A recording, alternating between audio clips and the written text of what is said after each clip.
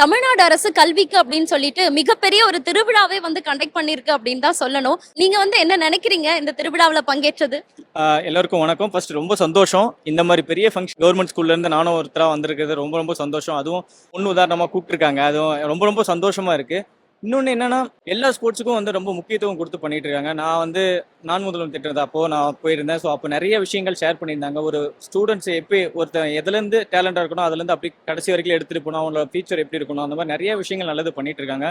எல்லா திட்டமும் ஓகே, எனக்கு பிடிச்ச மாதிரி தான் இருக்கு. ப்ளஸ் இன்னொன்று என்னன்னா, ஸ்போர்ட்ஸுக்குன்னு நான் ஸ்போர்ட்ஸ் பர்சன் கிடையாது. ஸ்போர்ட்ஸ் ரிலேட்டடாக நிறைய பண்றதுனால இன்னும் ரொம்ப ரொம்ப சந்தோஷமா இருக்கு. ஏன்னா நார்மலாக வந்து முன்னாடி கவர்மெண்ட் ஸ்கூல்லனா ஒரு நிறைய படிப்பு ரிலேட்டடாக தான் இருக்கும். இப்போ நிறைய ஸ்போர்ட்ஸ்க்கு முக்கியத்துவம் கொடுக்குறப்போ எனக்கு ரொம்ப ரொம்ப ஹாப்பி. நாட் ஓன்லி கிரிக்கெட் மட்டும் கிடையாது, எல்லா ஸ்போர்ட்ஸ்க்கும் ரொம்ப முக்கியத்துவம் கொடுக்குறாங்க. நிறைய நல்ல விஷயங்கள் பண்றாங்க, ஊக்கத்தொகை நிறைய பண்றாங்க, பசங்களுக்கு நல்ல மோட்டிவேட் நிறைய விஷயங்கள் பண்றாங்க, வெளியூர் கூட்டிட்டு போய் நல்ல எக்ஸ்பீரியன்ஸ் பண்ண வைக்கிறாங்க. ஸோ இதெல்லாம் ரொம்ப ரொம்ப பெரிய விஷயம். ஸோ நானும் கவர்மெண்ட் ஸ்கூல்ல தான் படித்தேன். ஸோ அப்போல்லாம் எனக்கு இந்த மாதிரி வசதிகள்லாம் கிடையாது. ஸோ இப்போ இருக்கிற இளைஞர்களுக்கு அந்த ஒரு ஆப்பர்ச்சுனிட்டி வந்து கவர்மெண்ட் சூப்பராக ஏற்படுத்தி கொடுத்துருக்காங்க. ஸோ இதுல இருந்து நிறைய பேர் பெரிய லெவலில் ஆடணும், இந்தியா லெவலில் ஆடணும், நிறைய சாதிக்கணுங்கிறத என்னோட ஆசை.